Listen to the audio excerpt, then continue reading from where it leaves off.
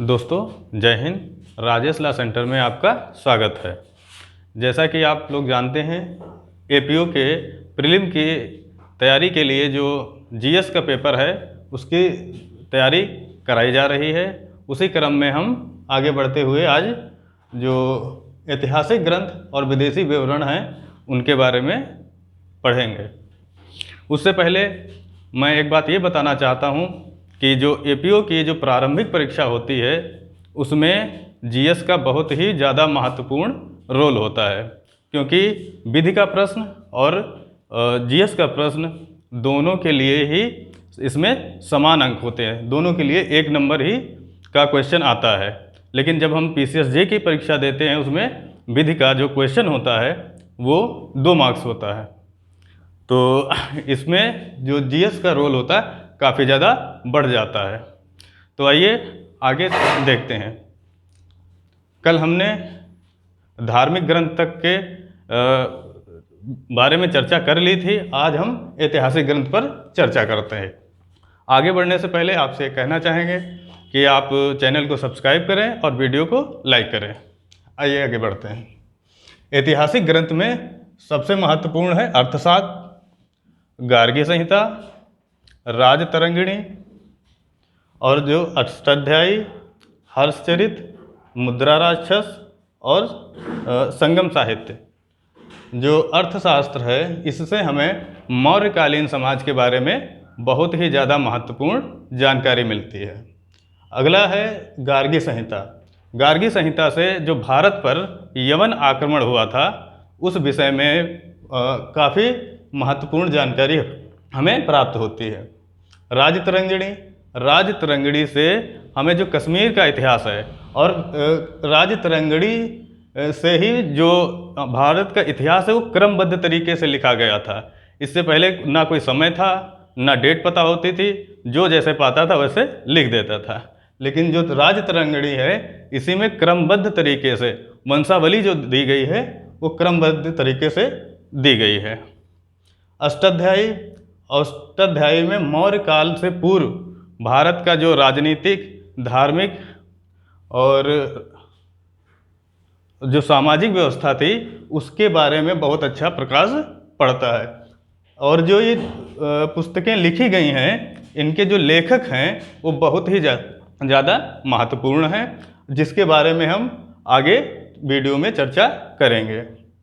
हर्षचरित, हर्षवर्धन काल के समय में हर्षवर्धन का जो समय था उसके विषय में जानकारी मिलती है। मुद्रा राक्षस, मुद्रा राक्षस में चंद्रगुप्त मौर्य और आचार्य चाणक्य जो थे उनके द्वारा नंद वंश का कैसे विनाश किया गया है इस बारे में बहुत अच्छा विवरण मिलता है। संगम साहित्य से हमें दक्षिण भारत का जो इतिहास है उसे जानकारी मिलती है। इसके अलावा दक्षिण भारत का इतिहास जानने के लिए कोई बहुत ज़्यादा ग्रंथ नहीं है। और दक्षिण भारत इतिहास में चेर, चोल और जो पांड्य राज्य थे इन तीनों राज्यों के बारे में आपसी संघर्ष है और उसी का इतिहास के बारे में हमें जानकारी मिलती है। आगे अगर हम विदेशी विवरण की ओर बढ़ें तो मेगास्थनीज, ये जो विदेशी दूत थे जो भारत आए या जो यात्रा के दौरान भारत आए थे लोग, उन्होंने अपनी पुस्तक लिखी और उस बारे में भारत के विषय में जो कुछ उन्होंने सीखा, समझा, देखा वो लिखा हुआ है। मेगास्थनीज हैं, टालमी हैं, प्लिनी, अज्ञात नाविक, ह्वेनसांग, लामा तारानाथ, अलबरूनी और इब्न बतूता।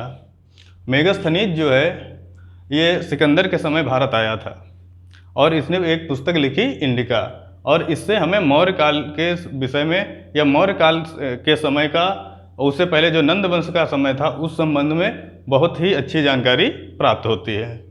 टालमी, इसने भारत का भूगोल नाम की पुस्तक लिखी। प्लिनी नेचुरल हिस्ट्री नाम की पुस्तक लिखी। इसमें पशु पक्षी, वनस्पति और जो आपके खनिज थे भारत के उसके बारे में इसने बहुत ही अच्छा वर्णन किया है और विस्तृत वर्णन किया है। अज्ञात नाविक, ये एक पुस्तक है पेरिप्लस ऑफ द इरिथ्रियन सी जो 80 ईस्वी में लिखी गई थी। एक अज्ञात नाविक था जो हिंद महासागर के यात्रा पर आया था। इससे हमें जो हिंद महासागर या भारत के जितने बंदरगाह थे उनके विषय में अच्छी जानकारी प्राप्त होती है। ह्वेनसांग इसने सी यू की नामक पुस्तक लिखी है और ये हर्षवर्धन के समय में भारत आया था, तो हमें जानकारी भी हर्षवर्धन काल की मिलती है। लामा तारानाथ इन्होंने कंग्यूर एंड तंग्यूर नाम की 2 पुस्तकें लिखी हुई हैं। ये भी भारत के विषय में अच्छी जानकारी प्रदान करते हैं। अगले हैं अलबरूनी। ये महमूद गजनवी के समय में जब आक्रमण हुआ था भारत पे, उस समय भारत आया था। इसकी पुस्तक है किताबुल हिंद, जिसको तहकीक ए हिंद भी बोलते हैं, और ये ध्यान रखिएगा अरबी भाषा में लिखी जाती है। कभी कभी क्वेश्चन में पूछ लेता है, जब अरबी और फारसी दोनों ऑप्शन होते तो बहुत ज़्यादा कन्फ्यूजन हो जाती है कि अरबी में थी या फारसी में थी। इसमें ज्योतिष, गणित, नापतोल, अरे मतलब जितने भी विषय थे इसने सब विषय पर काफ़ी ज़्यादा विस्तृत लेख लिखा है पुस्तक में। इब्न बतूता इसने रिहल्ला नामक पुस्तक लिखी, और आपको ये बताना होगा कि ये किसके समय पर भारत में आया हो, किसके समय में भारत यात्रा पर आया था। आइए आगे बढ़ते हुए देखते हैं पुरातात्विक स्रोत। बोगज कोई ये एशिया माइनर के पास में है। अगला है बेसनगर अभिलेख, सोहगौरा, एरन अभिलेख, बुर्जहोम और सिक्के जो हमें मिले हैं उनसे हमें क्या क्या जानकारी मिलती है। बोगज कोई ये एशिया माइनर के पास है, मिला हुआ है, और जिसमें वैदिक देवता, जिनमें से जो 4 वैदिक देवता हैं, मित्र, वरुण, इंद्र और नासत्य। ये जो नासत्य है इनको हम अश्वनी कुमार भी बोलते हैं।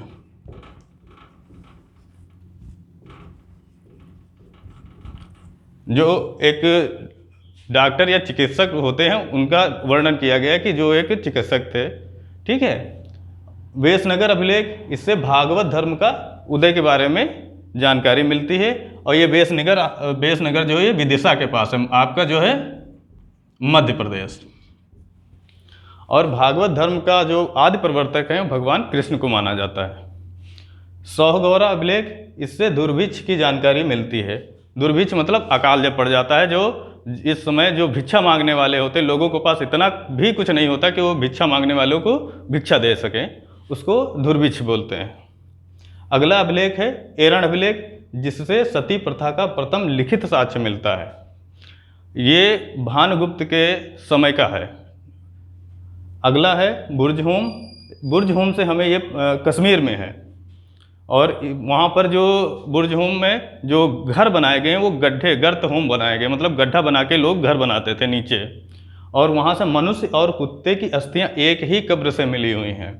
इससे एक बात स्पष्ट होती है कि मनुष्य जो है उस समय भी लोगों को परलोक की धारणा थी कि यहाँ के जाने के बाद भी कहीं जीवन है, और इसीलिए उसको जो कुत्ता होता था उसको भी उसके साथ लेटा देते थे कि वहाँ उसके काम आएगा, ठीक है। और सिक्के मिले हैं, सिक्के में बहुत सारे मिले हैं, जिनमें से समुद्रगुप्त के समय का एक सिक्का मिला हुआ है जिसमें वो बीड़ा बजाते हुए दिखाया गया उसका। उससे हमें जानकारी मिलती है कि जो समुद्रगुप्त था वो संगीत का बहुत बड़ा संगीतज्ञ था या प्रेमी था। और इसके साथ साथ जब आप हड़प्पा काल के बहुत सारे स्थलों की खुदाई हुई है, उसमें जो कब्रें मिली हुई हैं उनमें मनुष्य के साथ साथ जो सौंदर्य प्रसाधन की सामग्री है, उसमें अस्थियों के साथ साथ सौंदर्य प्रसाधन की सामग्री भी मिली हुई है। इन दोनों चीज़ों से एक ये बुर्जहोम में जो मनुष्य और कुत्ता की अस्थियां हैं और वहाँ पर जो सौंदर्य प्रसाधन की सामग्री मिली है, इन दोनों को अगर एक साथ देखा जाए तो इससे बिल्कुल यह स्पष्ट होता है कि उस समय भी लोगों में यह धारणा थी कि ये इस जीवन के समाप्त होने के बाद भी जीवन है, कहीं दूसरे परलोक की बात की गई है। अगर आपको वीडियो पसंद आया है तो चैनल को सब्सक्राइब करें, वीडियो को लाइक करें, और हाँ एक बात ये कि जो है जितनी भी ये जानकारी आपको दी गई है अति महत्वपूर्ण है, बहुत ही ज़्यादा महत्वपूर्ण है, और इससे ज़्यादा विस्तृत जानकारी आपको यहाँ इतनी जल्दी प्रदान नहीं की जा सकती। उसके लिए काफ़ी लंबे वीडियो बनाने पड़ेंगे। लेकिन अगर आप ये चाहते हैं कि 3 महीने में आप कोर्स जीके का कोर्स या जीएस का कोर्स कंप्लीट करें, तो आपको थोड़ा तेज़ चलना होगा और काफ़ी ज़्यादा मेहनत भी करनी होगी। और अगर आप किसी तरह से ऑनलाइन हो या ऑफलाइन हो संस्था से जुड़ना चाहते हैं तो संस्था का नंबर ऊपर लिखा हुआ है। और हाँ, ये इब्न बतूता जो है किसके शासनकाल में भारत आया, इस बात को आप जो है कमेंट के माध्यम से बता सकते हैं। तब तक के लिए जय हिंद।